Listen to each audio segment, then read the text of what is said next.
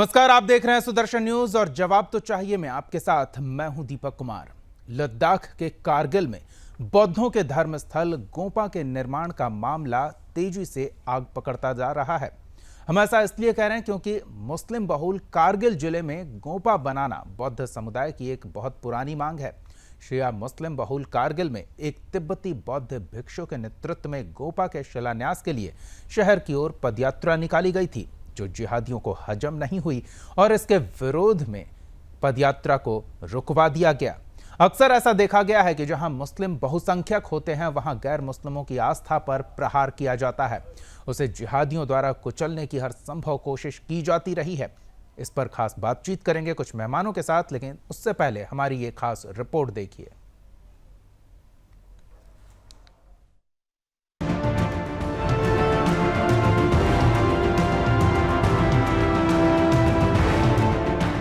देश में एक वर्ग है जो शांति दूत के नाम से विख्यात है, लेकिन उसका मुख्य पेशा अशांति फैलाना है। जहां ये जनसंख्या के मामले में अधिक मात्रा में पाए जाते हैं, वहां शांति का स्वास्थ्य खराब कर देते हैं। इनकी बढ़ती हुई जनसंख्या न सिर्फ सभ्य समाज बल्कि संपूर्ण राष्ट्र को खतरे में डाल देती है। जैसे जैसे इनकी संख्या बढ़ती जाती है, उस क्षेत्र से बाकी समुदायों का पतन शुरू हो जाता है। पहले कहेंगे कि गली हमारी है, फिर कहेंगे मोहल्ला हमारा है, उसके बाद क्षेत्र और फिर कहेंगे जिला हमारा है। उसके बाद गैर मजहबी अगर वहां अपनी धार्मिक शोभा यात्राएं निकालते हैं तो उस पर हमला होता है। धार्मिक स्तंभ बनवाते हैं तो उसमें अड़ंगा डाला जाता है।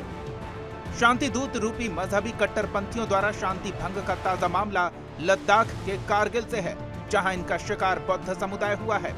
बौद्ध समाज के लोग कारगिल में अपना धार्मिक स्थल गोपा बनवाना चाहते थे। कारगिल में गोपा बनाना बौद्धों की प्राचीन मांग रही है, लेकिन इस्लामिक चरमपंथी जो कि कारगिल में बहुसंख्यक हैं, वो किसी भी हालात में बौद्ध गोपा न बनने देने पर आमादा हैं। इसके लिए 31 मई को बौद्ध गुरु चोस्क्योंग पालगा रिनपोछे की अगुवाई में 1000 से अधिक उनके अनुयायियों ने पदयात्रा शुरू की थी, जिसे 14 जून तक कारगिल पहुंचना था। लेकिन इस्लामिक चरमपंथियों के कारण यात्रा रोक दी गई। गजवाए हिंद का सपना पाले, ये सोच कभी हिंदुओं से टकराती है तो कभी बौद्धों से। ये सब अपनी जनसंख्या की ताकत पर करते हैं। जहां ये हम चार हमारे 44 की अवस्था में होते हैं, वहां जिहाद का खुला खेल खेलना शुरू कर देते हैं। यही बात सुदर्शन न्यूज के प्रधान संपादक सुरेश चौहान के जी वर्षों से कहते आए हैं। चौहान के जी का स्पष्ट कहना है कि अगर भारत को इस्लामिक राष्ट्र बनने से रोकना है तो कठोर जनसंख्या नियंत्रण कानून बनाकर उसकी कठोरता से लागू भी किया जाए।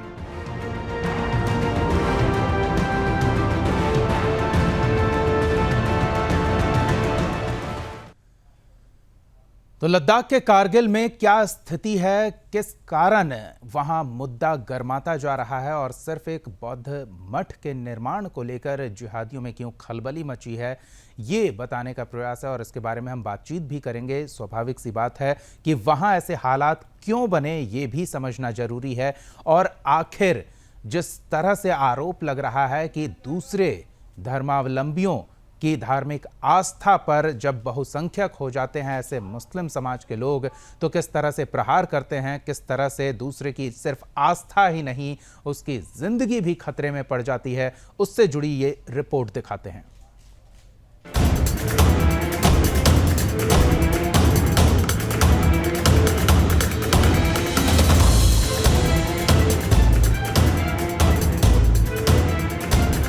इस्लामिक आतंकवाद या कट्टरपंथी इस्लामी आतंकवाद हिंसक इस्लामवादियों द्वारा किए गए निर्दोष नागरिकों के विरुद्ध आतंकवादी कार्य है, जिनकी एक प्रांतिक प्रेरणा होती है।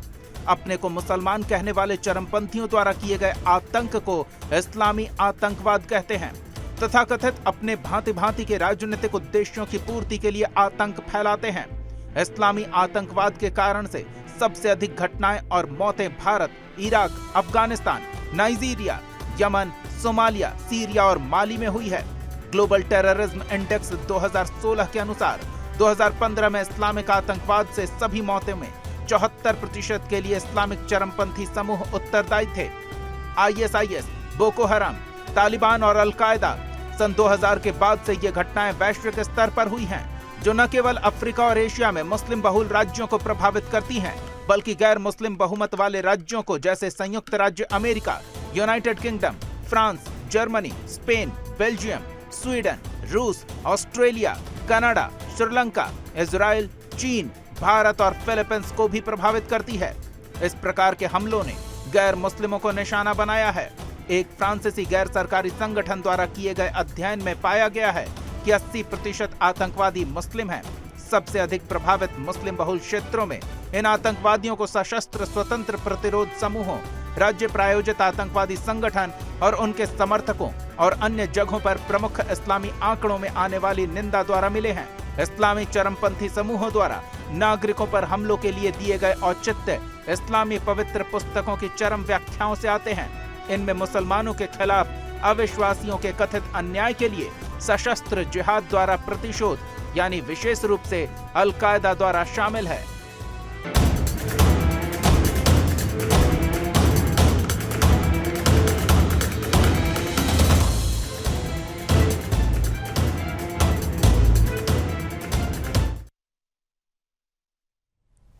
तो इस विषय पर हम बातचीत करेंगे। हमारे साथ बीजेपी प्रवक्ता रमाकांत मिश्रा जुड़े हुए हैं और साथ ही सामाजिक कार्यकर्ता श्रवण पांडे जुड़े हुए हैं। तो पूरी परिस्थिति जो वो लद्दाख के कारगिल में बन रही है उस पर एक एक प्रतिक्रिया ले लेते हैं। श्रवण जी, क्या कहेंगे इन हालातों पर?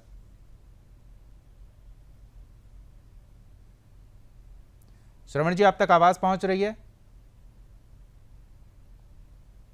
चलिए हम दोबारा जुड़ने का प्रयास करते हैं। इस बीच रमाकांत जी के पास चलते हैं। रमाकांत जी, आप तक आवाज आ रही है? जी, क्या कहेंगे इन परिस्थितियों पर? आखिर एक समुदाय अपने धार्मिक आस्था का निर्वहन भी निश्चिंत होकर नहीं कर सकता? देखिए दीपक जी, यहाँ पर देश के अंदर में ये चीज तो समझने के लिए हम सबको प्रयास करना पड़ेगा, क्योंकि जो व्यक्ति इस्लाम का कवच ओढ़ करके और इस तरह के धार्मिक उन्माद को पैदा करना और सामाजिक सौहार्द को बिगाड़ने की जो कोशिश होती आ रही है, इन सब को समझने के हर एक बिंदु के ऊपर में हम सबको जरूरत है। अब देखिए यहाँ पर जो विषय है ये 1961 के आसपास का ये विषय है। कम से कम मुझे लग रहा है 60 साल से ये विषय चलता आ रहा। और इस विषय के ऊपर में जब ये 31 मई को ये मार्च 31 मई को मार्च निकल करके उसके बाद 14 जून को ये पहुंचना था वहां पे। निश्चित तौर पर जो समुदाय का जो विरोध है, ये मैं कहता हूं खास करके जो कि जब धर्म और संस्कृति की बात होती है तो ये इतने कट्टर हो जाते हैं जो कि मैं कह नहीं सकता, जबकि हम सबको ये चिंतन करने की जरूरत है। आज अगर देखेंगे देश के अंदर में जिस तरह की परिदृश्य बन रही है, आज कानपुर ले लें, उत्तर प्रदेश ले लें, झारखंड ले लें, पश्चिम बंगाल ले लें, जिस तरह की कट्टरता हम सबके सामने आ रही है, निश्चित तौर पर यह चिंतनीय विषय है। लेकिन एक चीज मैं जरूर स्पष्ट कहना चाहूंगा, क्योंकि सरकार इन सब मुद्दों के ऊपर में जो भी, देखिए इस्लाम का ये जो कवच ओढ़ करके, ये कोई सामाजिक आदमी नहीं है, ये अराजक तत्व है और ये आतंकवादी व्यक्तित्व का जो आतंकवादी जो सोच होता है उसके अनुरूप जो है सो ये काम करने की कोशिश करते हैं। तो इन सबको कुचलने के लिए सरकार जो है सो बिल्कुल काफी है और ऐसे सोच वाले को हम समाज से बिल्कुल बहिष्कार भी करेंगे। लेकिन रमाकांत जी, सिर्फ बहिष्कार करना ही पर्याप्त नहीं है। आप कह रहे हैं सरकार पर्याप्त कदम उठा रही है, लेकिन अगर वाकई में सरकार पर्याप्त कदम उठाती तो एक लोकतांत्रिक देश के केंद्र शासित प्रदेश में इस तरह से किसी धार्मिक यात्रा पर रोक लगाने को मजबूर नहीं होना पड़ता उन लोगों को।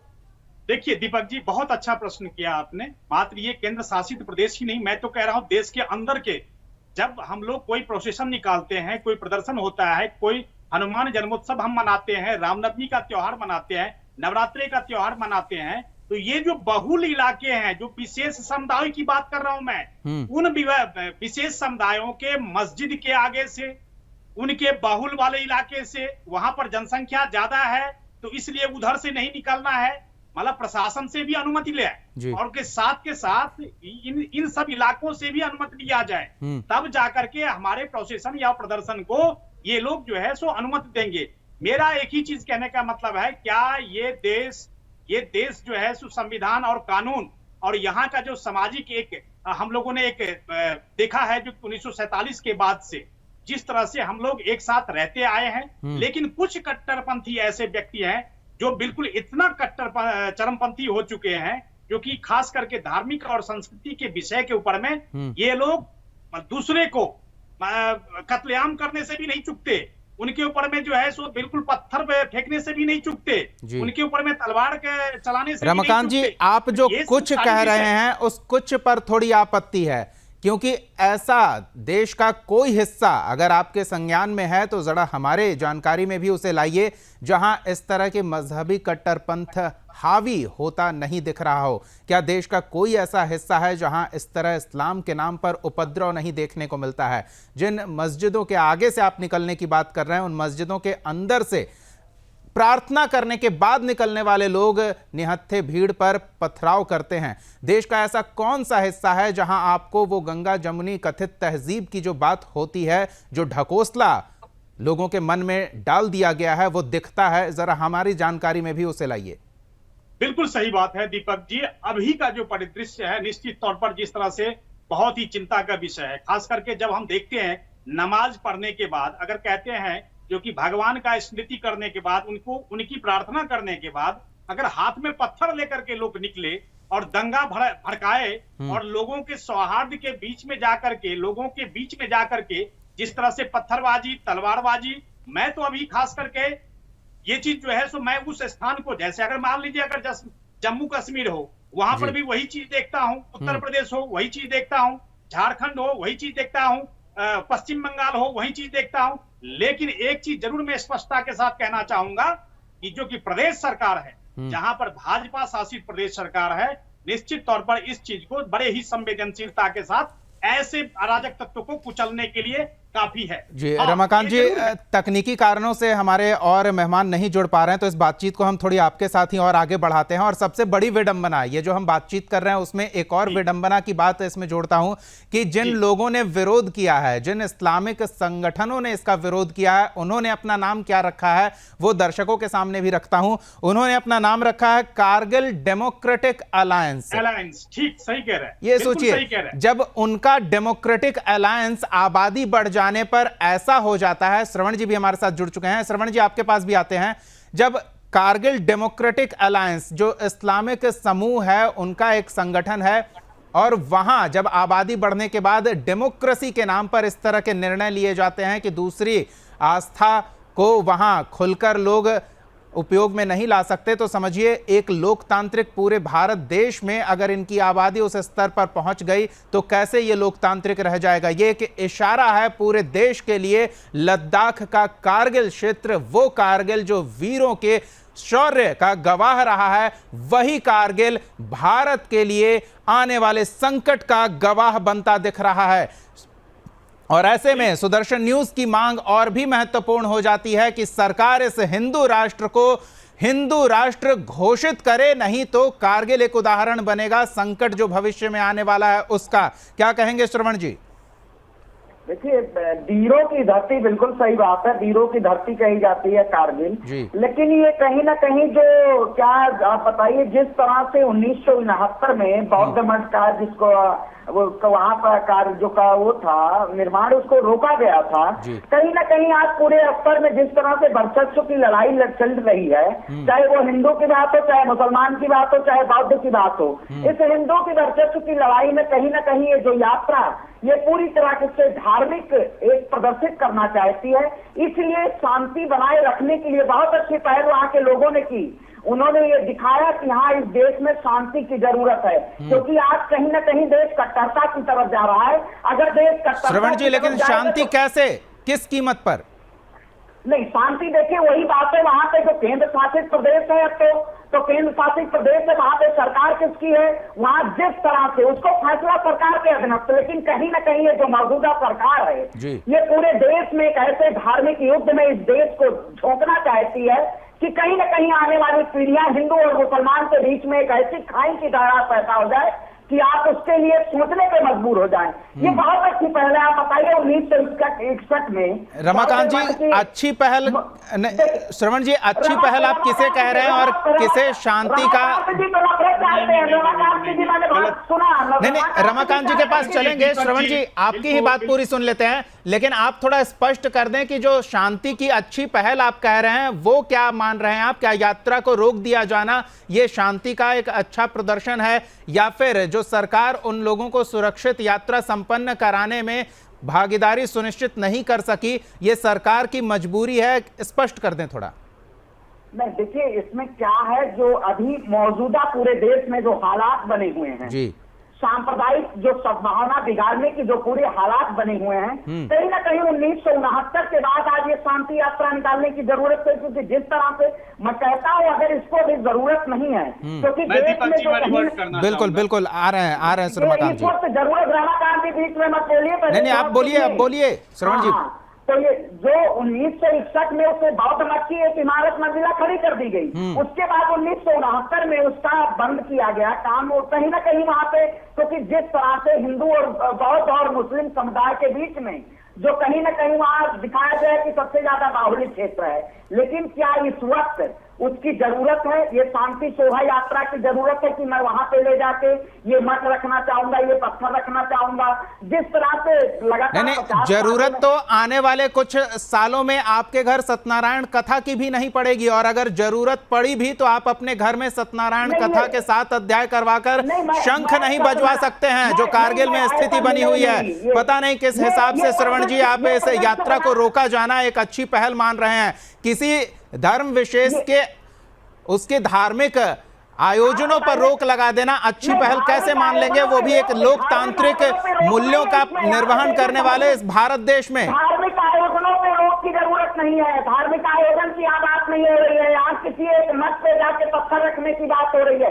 आखिर जब पूरा देश धर्म और कट्टरता में चल रहा है, जो मौजूदा सरकार है, ये नहीं, एक पत्थर रखकर उस पर हरी चादर डाल देने पर कोई रोक नहीं है, लेकिन एक पत्थर रखकर बौद्ध मठ बनाने पर रोक है।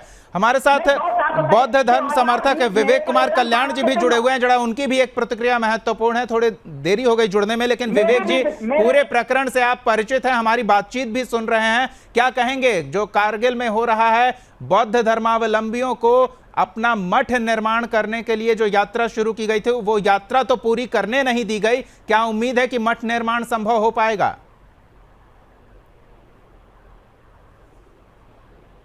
विवेक जी,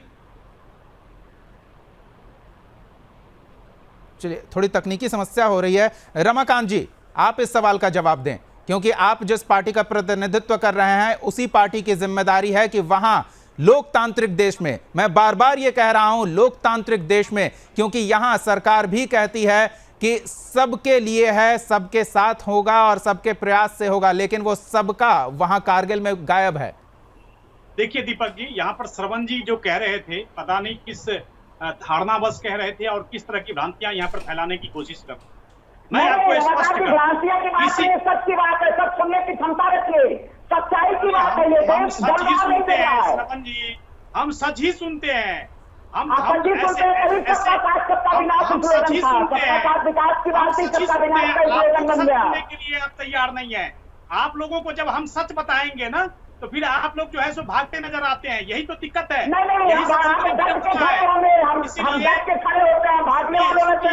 सुनिए, देखिए, हर एक व्यक्ति को उस पूजा स्थल की जरूरत होती है जहां पर वो अपना इबादत करे, जहां पर वो अपना प्रार्थना करे।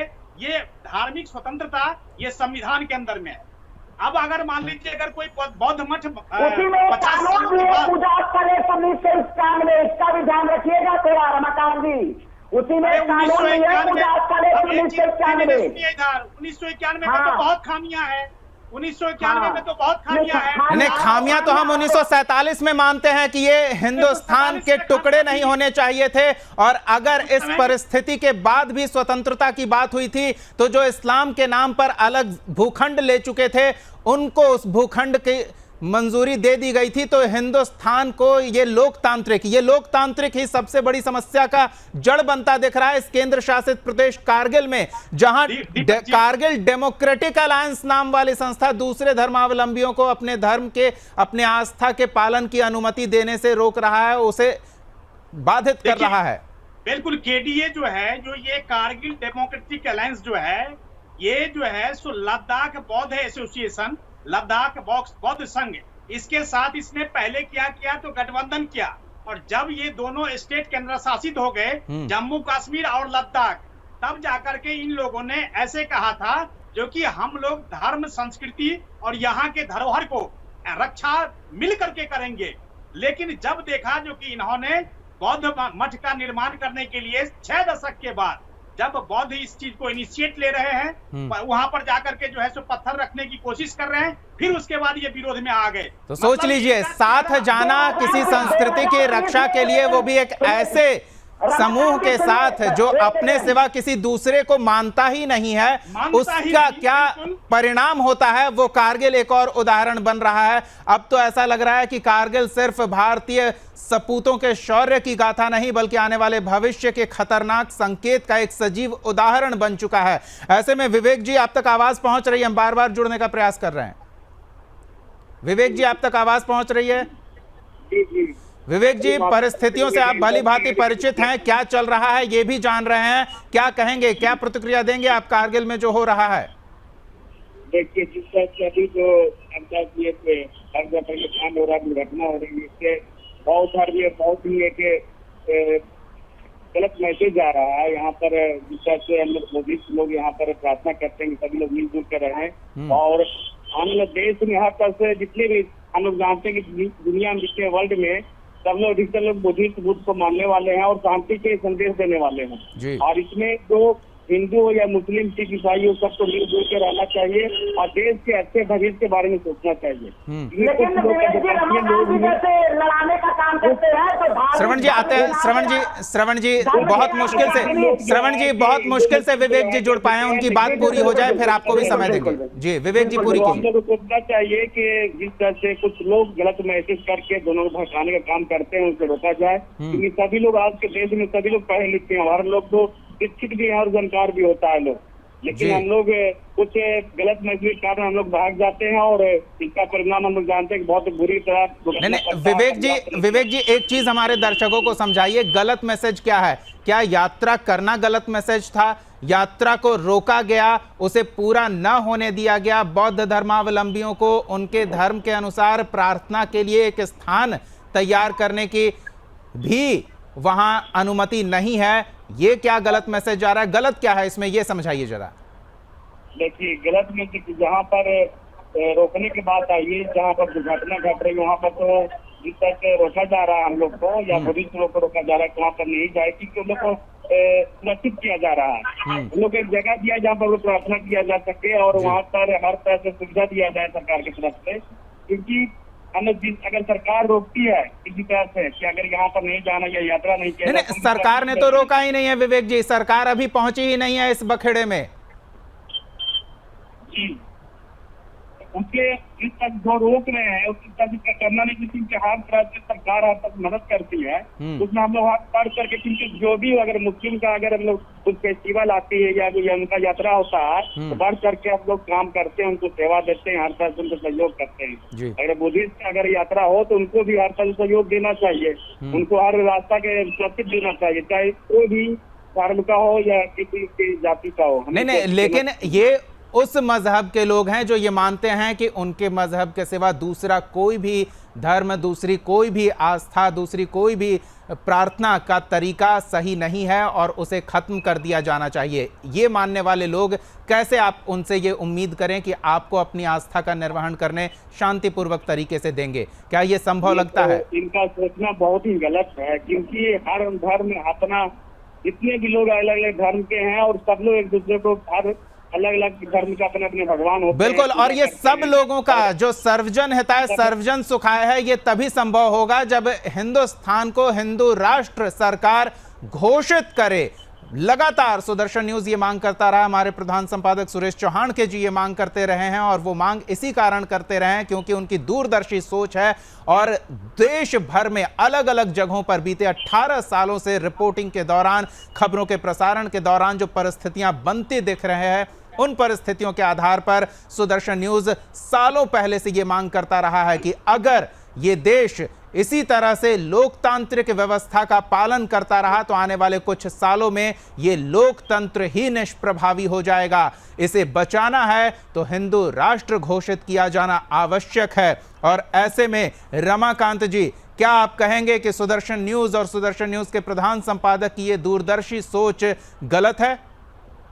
देखिए दीपक जी, यहाँ पर एक चीज मैं बिल्कुल स्पष्ट करना चाहता हूं। देखिए, मैं या हमारी पार्टी चरमपंथी और कट्टरपंथी के खिलाफ, उनके जो वक्तव्य होते हैं उनके खिलाफ, सामाजिक सौहार्द को बिगाड़ने, अभी श्रवण जी कह रहे थे जो कि नहीं हमको सुनने की क्षमता नहीं है, मैं कह रहा हूं हमें सुनने की क्षमता है, लेकिन ऐसे कट्टरपंथी सोच वाले के विरोध में हम होते हैं जहां पर सामाजिक सौहार्द बिगाड़ने के लिए वो दूसरे धर्म का नहीं, सामाजिक सौहार्द करके तो कोई विषय वस्तु है ही नहीं। अगर सामाजिक सौहार्द करके कोई विषय वस्तु होती उस स्थल पर तो वहां यात्रा को बीच में नहीं रोकना पड़ता। हम तो यही कह रहे हैं रमाकांत जी, तो एक ही उपाय है, हिंदू राष्ट्र घोषित की जाए इस देश को। देखिए, हिंदू राष्ट्र घोषित हो ये तो चलिए सरकार का काम है, जो कि मैं उसके ऊपर में टीका टिप्पणी अभी नहीं करना चाहता हूं, लेकिन एक चीज तो जरूर स्पष्ट करना चाहता हूं, जो कि मैं अभी भी कह रहा हूं, जो हम उसके विरोध में होते हैं जो चरमपंथी और कट्टरपंथी है, जो रेडिकलाइज होकर के दूसरे धर्म की उपेक्षा करते हैं और अपने धर्म को सर्वोपरि कहते हैं। मैं कह रहा हूं भारत देश बिल्कुल सभी कहते हैं विविधता में एकता, ये जो हमारी होती है, और इस्लाम का जो कवच ओढ़ करके जो यहाँ पर लोग कट्टरपंथी ऐसे हैं जो सामाजिक सौहार्द को बिगाड़ने की कोशिश करते हैं। बिल्कुल, ये विविधता में एकता की परिकल्पना भी तभी तक साकार रहेगी जब तक लद्दाख के कारगिल वाली आबादी के असंतुलन का अनुपात उन स्थानों पर न हो जाए।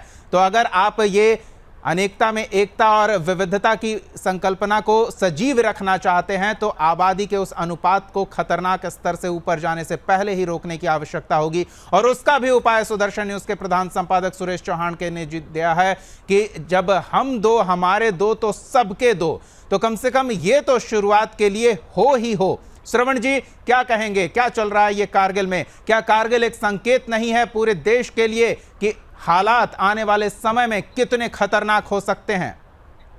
कहीं न कहीं भारत पूरा प्यार और भाईचारे से ही दीपक जी चलता है, ठीक है, लेकिन जब से नहीं, भाईचारे से तब तक चलता है जब तक आबादी का संतुलन बना रहे। अगर वो 30 से ऊपर हो गए तो असंतुलित होने शुरू हो जाएंगे हालात और भाईचारा बनने लगेंगे। आखिर जिस तरह से पूरे देश में कहीं ना कहीं कट्टरता की जो राजनीति करी जा रही है, जो एक समुदाय के प्रति एक हिंदू राजनीति की जो इसकी बीज 1947 में बोई गई थी श्रवण जी, उसमें हमारा कोई दो राय नहीं है। 2014 के बाद इसको पूरी तरह 1947 में वो बीज बोई गई थी, इसमें कोई दो राय नहीं है, और वो बीज आज फल फूल रही है, विश्व वेल बन चुकी है। 2014 के बाद पूरे देश में ऐसे कट्टरपंथी सामने आए हैं जो केवल मौलवियों की बात करते थे, आज अधिकारियों की भी बात करते हैं। हम सुखनाम की बात करते हैं, हम सभी धर्मों का सम्मान करते हैं। नहीं, आप सभी धर्मों का हम सम्मान करते हैं। नहीं, आप करते हैं श्रवण पांडे जी, अच्छी बात है, और हमें पूरा विश्वास है कि आप सभी धर्मों का सम्मान करते हैं, लेकिन वो तभी तक संभव हो पाएगा जब तक ये आबादी का असंतुलन जो कारगिल में देखने को मिल रहा है, जो देश के 1000 से भी अधिक स्थलों पर देखने को मिल रहा है। सिर्फ राष्ट्रीय राजधानी की बात करें, जिन चिन्हित स्थानों को सुदर्शन न्यूज मिनी पाकिस्तान कहता है, उन हिस्सों में भी श्रवण पांडे जी आपकी ये आस्था कायम नहीं रह पाएगी, इस बात की गारंटी है। फिर आप कैसे कह रहे हैं? श्रवण जी जैसे जब काश्मीरी पंडितों के ऊपर में अत्याचार होता है उस समय में चुप रहते हैं, बंगाल में जब हिंसा होती है तब चुप रहते हैं। आस्था आप कैसे प्रदर्शित करेंगे? जब पुलिस के ऊपर में जो है पत्थरबाजी होती है उस समय में चुप रहते हैं। इनको 2014 में बात गलत लग रहा है सबको। अरे ऐसे सेलेक्टिव मत होइए ना, ऐसे सेलेक्टिव मत होइए। अरे जहां पे भी कंडेम करना है कंडेम करिए आप। अगर मान लीजिए अगर बंगाल में हिंसा हो रही है तो उसके ऊपर में भी बोलिए।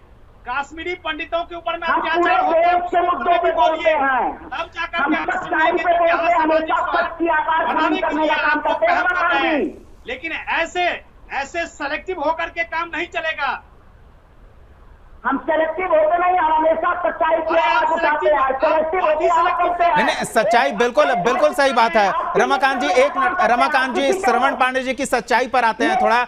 हमारे दर्शक भी चाह रहे होंगे कि जिस सच्चाई की श्रवण पांडे जी बात कर रहे हैं उस सच्चाई के बारे में थोड़ा स्पष्ट भी करें दर्शकों के लिए। और सच्चाई ये है कि अगर आबादी एक मान्य सीमा से ऊपर हुई इस्लामिक चरमपंथियों की, या चरमपंथी कट्टरपंथी जो कह लें, या सिर्फ आम अगर इस्लामिक मान्यता का पालन करने वाला व्यक्ति विशेष है और वो समूह में इतना मजबूत हो गया कि दूसरे समूह से उसकी संख्या आधे से ज्यादा हो गई है, तो किसी भी आस्था का निर्वहन उस इलाके में संभव नहीं हो पाएगा। क्या ये सच्चाई नहीं है श्रवण जी?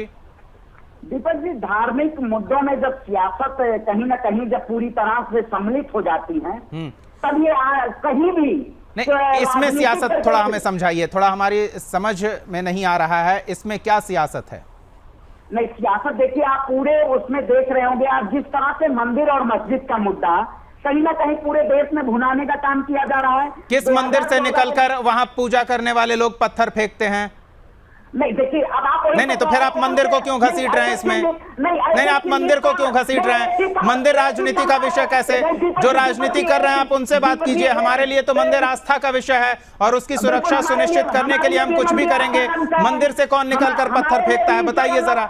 हमारे लिए भी ईश्वर अल्लाह तेरे नाम सबको सम्मत दे, भगवान रमाकांत दे। ये तो पूरी पंक्ति ही गलत है, ये तो प्रार्थना ही गलत है, आपको भगवान सम्मति दे। ये तो प्रार्थना ही गलत है। आप पता नहीं किस गलत व्यक्ति की प्रार्थना पकड़कर यहाँ नेशनल टीवी पे बोल रहे हैं। ये तो प्रार्थना का केवल दोहा पढ़ने से काम नहीं चलता है, वो अपने अंदर में नहीं, वो पढ़िए ना, लेकिन शुद्ध और सही वाला तो पढ़िए। करनी पड़ती है, शुद्ध और सही वाला तो पढ़िए। आप पता नहीं कहां से उठा कर ले आए गलत चलत। जब तक आप रहेंगे तब तक आपके अंदर में जो सोच है वो बिल्कुल जो है सो समानांतर नहीं चल पाएगी। आप मंदिर मस्जिद को आप अलग क्यों देखते हैं? मैं कह रहा हूं देश के अंदर में हर एक धर्म का सम्मान होना चाहिए, किसी धर्म की उपेक्षा क्यों? बिल्कुल किसी धर्म की उपेक्षा क्यों? और चूंकि बीजेपी के प्रवक्ता हमारे साथ ये बात बोल रहे हैं तो हम ये उम्मीद करते हैं कि बीजेपी की केंद्र सरकार, जिसके शासन संचालन की दायित्व लद्दाख की है, कारगिल की है, वो इस सुनिश्चित करे कि वहां एक लोकतांत्रिक देश के केंद्र शासित प्रदेश में हर धार्मिक समूह की आस्था का सम्मान हो, उस पर कोई रोक टोक ना हो। अगर ये हालात नहीं सुधरे तो ये एक काला अध्याय होगा और ये एक खतरनाक उदाहरण बनेगा पूरे देश के लिए। वो कारगिल जो सेना के जवानों के शौर्य का एक जीता जागता उदाहरण बना पूरे देश के लिए, वही कारगिल खतरे का संकेत लेकर आया है और इस संकेत को समझना जरूरी है। नहीं तो आप भी देश के दूसरे हिस्सों में इन्हीं परिस्थितियों का सामना करेंगे जो कारगिल में बौद्ध समूह कर रहा है, जो अपने आस्था का खुलकर पालन, उसका निर्वहन नहीं कर पा रहा है। बहुत बहुत धन्यवाद सभी मेहमानों का, श्रवण पांडे जी, रमाकांत मिश्रा जी, विवेक कुमार कल्याण जी, हमारे साथ जुड़ने के लिए, इस चर्चा में शामिल होने के लिए। तो सवाल बहुत बड़ा है कि आखिर कारगिल में ऐसा क्यों हुआ, और उसका जवाब आपको पता है, लेकिन उस जवाब पर आपको मंथन करने की आवश्यकता है कि कारगिल वाले हालात देश के दूसरे हजारों जगहों पर जो बनते जा रहे हैं उन्हें कैसे रोका जाए। नहीं तो आपकी आस्था पर अगला प्रहार होगा और आप कुछ भी करने की स्थिति में नहीं रहेंगे, वो भी एक लोकतांत्रिक व्यवस्था में, कथित लोकतांत्रिक व्यवस्था में, जहां कारगिल में ये लगता रहा। इस खास कार्यक्रम में फिलहाल इतना ही। आप देखते रहिए सुदर्शन न्यूज। जय हिंद।